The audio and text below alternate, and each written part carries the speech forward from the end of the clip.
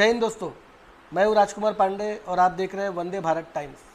आज हम मीरा रोड के काशी गांव में हैं, जहां पर BSUP योजना के अंतर्गत भारी भ्रष्टाचार के कई सारे मामले उजागर हो रहे हैं। इसी विषय पर आज हमसे बात करने के लिए हमारे बीच में राष्ट्रवादी कांग्रेस पार्टी के विधानसभा 146 के अध्यक्ष बाबूराव शिंदे जी मौजूद हैं और उन्होंने कहा कि लगातार वो 2 साल से BSUP योजना में हुई गड़बड़ियों के खिलाफ जो है कि पाठ पुरावा कर रहे हैं, पत्राचार कर रहे हैं। हाल ही में उन्होंने एक पत्र महाराष्ट्र के उप मुख्यमंत्री श्री अजित पवार जी को भी दिया है, जिसमें कि उन्होंने निवेदन किया है कि इसमें जो भ्रष्टाचार हुए हैं उसकी कार्रवाई हो और जो भी जिम्मेदार लोग हैं उनको जल्द से जल्द इसकी सज़ा दी जाए। सबसे पहले आपको बता देंगे कि BSUP योजना है क्या। BSUP योजना यानी basic services for urban poor. जो लोग झोपड़पट्टियों में बदतर हालत में रहते हैं, जिनके पास पीने का शुद्ध पानी नहीं है, साफ़ सफाई के कोई इंतज़ाम नहीं है, आधारभूत सुविधा उनके पास नहीं है, ऐसे लोगों के लिए केंद्र सरकार की ओर से 2009 में इस योजना को लाया गया, जिसके पीछे मकसद था कि उनको कम से कम एक आधार जो है कि दिया जाए जीने का। लेकिन बताया जाता है कि इस योजना के आने के बाद मनपा कर्मचारी, यहाँ के स्थानीय जनप्रतिनिधि और रेशनिंग डिपार्टमेंट के अधिकारी, इन लोगों की मिली भगत से एक फर्जीवाड़ा शुरू किया गया, जिसमें उन्होंने फ्रॉड डॉक्यूमेंट बना के और अपात्र लोगों को लाभार्थी बनाने का काम किया। हाल ही में एक आरोपी ने 200 के आसपास फर्जी राशन कार्ड बनाए जाने की बात को कबूल भी किया है पुलिस के इन्वेस्टिगेशन में। तो आइए अभी बाबूराव शिंदे जी से विस्तार से जानते हैं इस पूरे योजना में हुई भ्रष्टाचार के बारे में। बाबूराव जी, क्या कहेंगे, क्या इसमें गड़बड़ी आपको लगती कि हुई है? नमस्कार। गड़बड़ी इसमें हुई है, मैंने 2 साल पहले उस समय के गृह निर्माण मंत्री जितेंद्र आव्हाड साहब को मैंने लिखित रूप में एक अर्जी दी थी, जिसपे मैंने सीधे तौर पर मैंने कहा था कि 900 बोगस लाभार्थी है। जो इन्होंने 4176 लाभार्थियों में 900 लाभार्थी बोगस है। क्योंकि ये मेरा होम ग्राउंड है, मेरे सामने ही जनता नगर डोंगरी है, यहीं से मैं 2 चुनाव लड़ा हूँ, मैं घर घर जानता हूँ, गली गली जानता हूँ, इसलिए मुझे पता था कि यहाँ पर कितने लाभार्थी हैं। 2680 का 3880 हो गया, तो ये 1000 लाभार्थी बड़े कहाँ से। इसके ऊपर हमने समय समय पर आवाज़ उठाई, लेकिन हमारी आवाज़ उन लोगों तक पहुंच नहीं पाई और इसके ऊपर कोई कार्रवाई नहीं हुई। अभी 2 महीना पहले जैसे अभी पांडे जी ने कहा कि 2 महीना पहले एक कंप्लेंट हुई और ये मामला उजागर हो गया, तो कम से कम इससे ये तो जाहिर हुआ कि मैंने जो इल्ज़ाम लगाए थे वो पॉलिटिकल नहीं थे, उसमें सच्चाई थी। अब इसको वापस आगे जाकर मैंने काम करने की कोशिश की। लोगों की मांग थी कि कुछ कीजिए, तो हमने माननीय नामदार अजित दादा पवार, उप मुख्यमंत्री महाराष्ट्र राज्य, उनको हमने 25 जुलाई को लिखित रूप में लेटर दिया है। और इसमें जो बोगस लाभार्थी है और लोक प्रतिनिधि है, महानगर पालिका के कर्मचारी है, उनके विषय में उनको हमने बात भी की थी और उनको लेटर भी हमने दिया था। लेकिन अभी तक आज 3 हफ्ता हो गया, उसके ऊपर कोई अभी कार्रवाई नहीं हुई है। उस समय के तत्कालीन कमिश्नर दिलीप ढोले साहब को भी दिया था, पुलिस कमिश्नर मधुकर पांडे साहब को भी दिया था हमने लेटर, लोकल पुलिस स्टेशन को भी दिया और प्रभाग 6 में भी दिया है। लेकिन कहीं से अभी कोई भी 3 हफ्ता हो गया है करीब करीब, मेरे पास किसी तरह की पूछताछ करने कोई आया नहीं है। अब दिक्कत ये है, हमारी एक बहुत छोटी सी मांग है ये सब करने के पीछे। एक तो ये घोटाला जो है मुंबई का आदर्श घोटाला, आज भी सबको पता है, चर्चित घोटाला हुआ था, जिसमें उस समय के मुख्यमंत्री को जाना पड़ा था।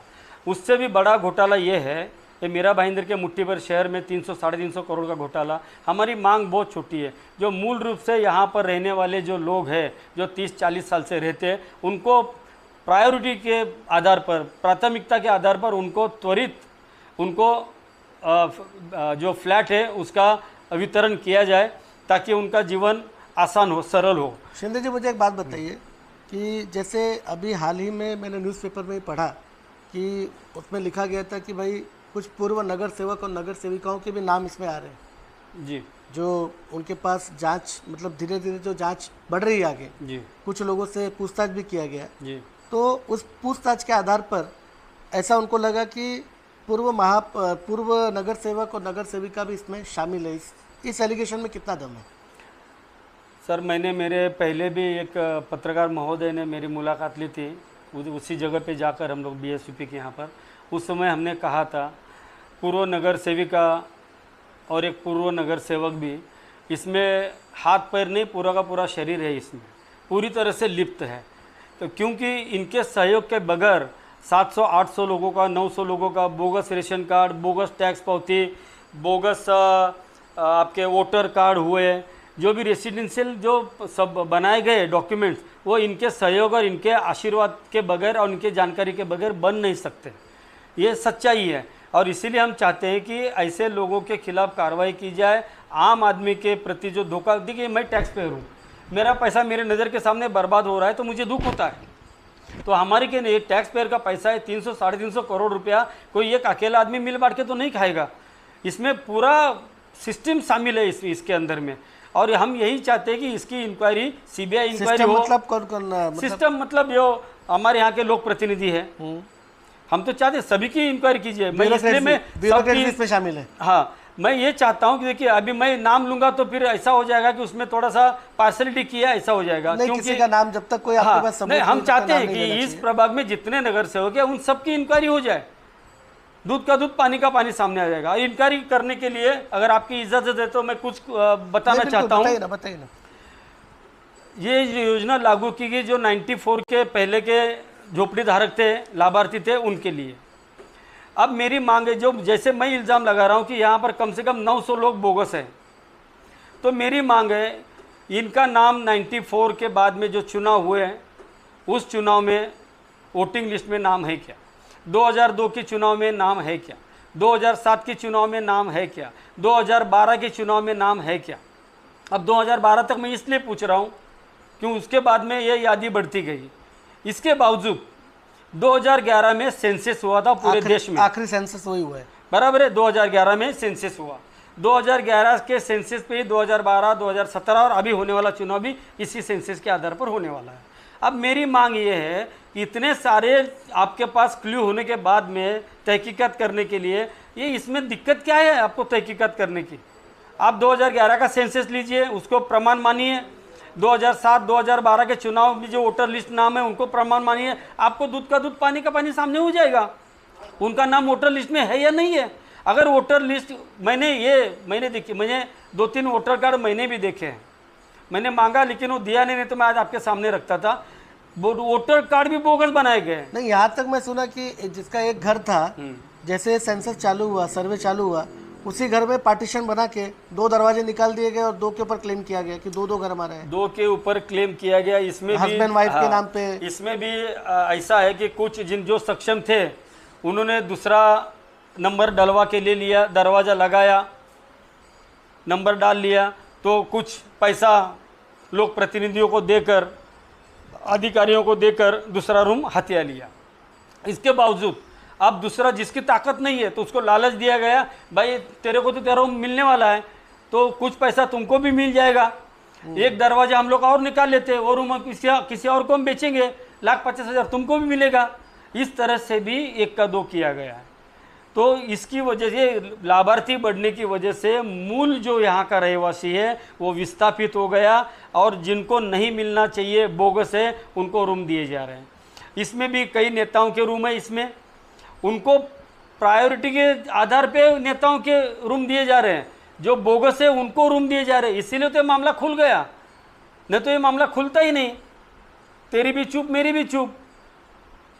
नहीं, लेकिन इसमें सबसे बड़ा प्रॉब्लम क्या है कि सब लोग भ्रष्टाचार के आरोप लगा रहे हैं कि इसके अंदर भ्रष्टाचार हुआ है, फलाने ने किया है, दिनके ने किया है, लेकिन इसका सोल्यूशन क्या है? जो भ्रष्टाचारी उसको कैसे पकड़ा जाए, उसके ऊपर कार्रवाई कैसे की जाए, कौन करेगा, कौन पकड़ेगा और कब होगा? ये सबसे बड़ा सवाल तो ये उठता है। आज आपकी पार्टी सरकार में, कल जब आपकी पार्टी विपक्ष में थी तो आपके ही महाराष्ट्र के प्रदेश अध्यक्ष जयंत पाटिल और उस समय के आपके विधायक मुंब्रा के जितेंद्र आव्हाड, इन्होंने एक बड़े नेता के ऊपर भ्रष्टाचार के आरोप लगाए, लेकिन सत्ता में आए तो कोई कार्रवाई नहीं की, न तो आज तक एक लक्ष्य वेधी लेकर आए।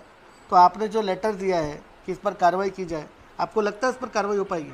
जहाँ तक आपने जिन सब लोगों का नाम लिया, मैं इनके ऊपर मैं टिप्पणी नहीं करूंगा, मैं छोटा कार्यकर्ता हूँ। रही बीएसपी की बात है, नहीं, अगर मैं पार्टी आपको कार्यकर्ता बन के नहीं, एक सामान्य व्यक्ति के तौर पे बताइए ना, क्या लगता है आपको कार्रवाई करेंगे? करना चाहिए, तो पहले क्यों करना नहीं किया? चाहिए। जैसे कि मैंने अभी बताया, मेरा इल्ज़ाम पॉलिटिकल नहीं था। इसके लिए ये साबित हो गया कि मैंने जो 2 साल से 5 साल से 7 साल से मैं इसके ऊपर लड़ रहा हूँ, वो मेरा पॉलिटिकल नहीं है, इसमें सच्चाई है। अगर जिन नेताओं ने आरोप लगाए हैं उसमें रत्ती भर भी सच्चाई है तो उसके ऊपर कार्रवाई होनी चाहिए, इंक्वायरी होनी चाहिए और दोषी के ऊपर सख्त कार्रवाई होनी चाहिए। एक इस देश का एक नागरिक की हैसियत से मैं भी यही मांग करूँगा। नहीं, आप तो यहाँ के स्थानीय भी हैं, आपका ये प्रभाग भी आता है, आप चुनाव भी लड़ते रहते हैं, तो आपका मुद्दा उठाना तो वाजिब है, बनता है। लेकिन हम ये चाहते हैं कि ये मुद्दे केवल इलेक्शन भर के लिए ना उठे। अगर इन मुद्दों को आपने उठाया तो इसको अंजाम तक लेके जाने के लिए भी आपको प्रयास करते रहना चाहिए। बिल्कुल, मैं व्यक्तिगत तौर पे मैं बड़ी जिम्मेदारी से आपके चैनल पे मैं ये बात कर रहा हूँ। मैं इस मुद्दे को जान चली जाए तब भी इस मुद्दे को मैं छोड़ूंगा नहीं, इस मुद्दे को मैं अंत तक लेके जाऊंगा। मुझे पता है इसमें बड़े बड़े छोटे बड़े मछली मगरमच्छ सब शामिल है इसमें, और सब नाव एक ही नाव पे सवार है, इसीलिए इस इंक्वायरी को दबाया जा रहा है। पुलिस स्टेशन में भी यही हाल हुआ है। अभी हमने ऊपर के स्तर पे, यहाँ तक कि मैं आपको बता दूँ, यहाँ के हमारे स्थानिक एमएलए साहब ने ये विधानसभा में लक्ष्य वेधी की थी।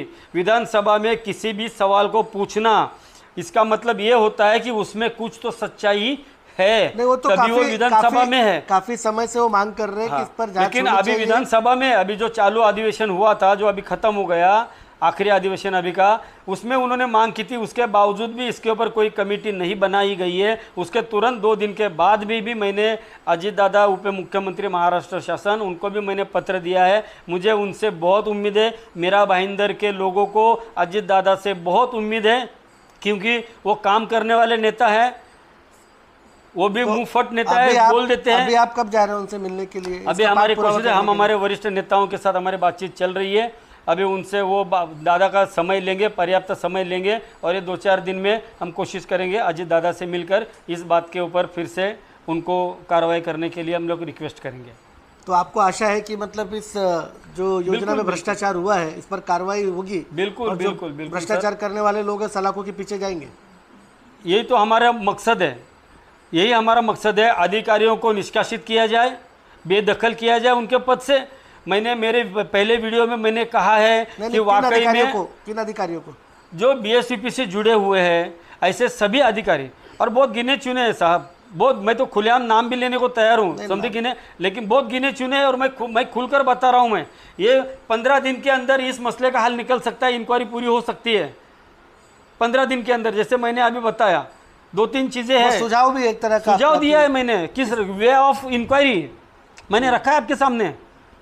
चाहे तो इस तरह से जो एलिजिबल लोग हैं, बिल्कुल एलिजिबल लाभार्थियों की लिस्ट बनाई जा सकती है। बिल्कुल बिल्कुल बिल्कुल 15 दिन के अंदर ये मामला खत्म हो सकता है, 15 दिन के अंदर। अंदाजन कितने फर्जी लाभार्थी होंगे इस पूरे? 900 कम से कम है साहब। अच्छा, 900 से कम निकलेगा नहीं। कहाँ से मिला आपको? नहीं, आंकड़ा कहाँ से मिला, मैं यहाँ पर मैंने बताया, मेरा ये जनता नगर डोंगरी में दिन में 10 बार चढ़ना उतरना मेरा होता था। 2670-80 यहाँ पर झोपड़े थे, 2008 की बात कर रहा हूँ मैं। नहीं, कुछ बातों में आपको मतलब इसके लिए आपकी बात मान सकता हूँ, क्योंकि पहले इस योजना में 4176 घर बनाने की बात हुई, 4176, 473 चर्च झोपड़पट्टी जिसको आप क्रांतिनगर कहते हैं, क्रांतिनगर, जनता नगर, और 3800 कुछ जो है वो जनता नगर के थे। कुल मिला के 4176 घर बनने थे। बाद में केंद्र ने इसकी संख्या घटाकर 2160 कर दी, यानी करीबन 2000 झोपड़पट्टियां कम कर दी, सॉरी घर कम कर दिए। तो उसके पीछे वो कारण हो सकता है कि काफ़ी लोगों के नाम इसमें फर्जी आए होंगे या उनको कुछ शक हुआ रहेगा। ताज्जुब की तो यही तो बात है सर, कि ये होने के बाद में, गाइडलाइन देने के बाद में, सेंट्रल ने स्क्रूटनिंग करने के बाद में, सेंट्रल की जो कमेटी होगी बीएसपी की, उन्होंने स्क्रूटनिंग करने के बाद में आपको 2160 दिया या 2185, और अभी तक 473 लोग को घर मिला। तो भी मीरा भाईंदर महानगर पालिका के जो संबंधित विभाग के अधिकारी है, जो बीएसपी योजना के कर्ता धर्ता है, उन्होंने ये आंकड़ा 1000 के ऊपर बढ़ने कैसे दिया, ये बोगस लाभार्थियों को शामिल कैसे किया, इनके नाम लिस्ट में नहीं, कैसे आए। उनका कहना है कि उस पत्र के ऊपर या जो वो जो लाभार्थी लोगों का जो लेटर है उस पर उनका फर्जी साइन किया गया है। या अभी 10 साल के बाद में मालूम पड़ा साहब, 12 साल के बाद में हुआ है। अगर कंप्लेंट नहीं होती तो ये आते थे क्या? ये फर्जी खेल कब से चल रहा है? जिन्होंने पुलिस स्टेशन में जाके लिखित कंप्लेंट दिया है, जो बड़े अधिकारी है, उनको अभी तक पता नहीं। अच्छा, ये बताइए कि इस भ्रष्टाचार का खुलासा कब हुआ और कैसे हुआ? अभी 2-2.5 महीना पहले दही सर के एक बंधु है, हमारे यूपी के ये भाई है, उन्होंने इस मसले पर उनको जो पता चला कि मैं इसमें ठगा गया हूँ, ये मेरे को जो डॉक्यूमेंट दिए गए वो फर्जी है, तब उन्होंने काशीमीरा पुलिस स्टेशन में कंप्लेंट दर्ज कराई। 7 लाख रुपए उनका। हाँ, उसके बाद में फिर 6 लोगों को अरेस्ट किया गया।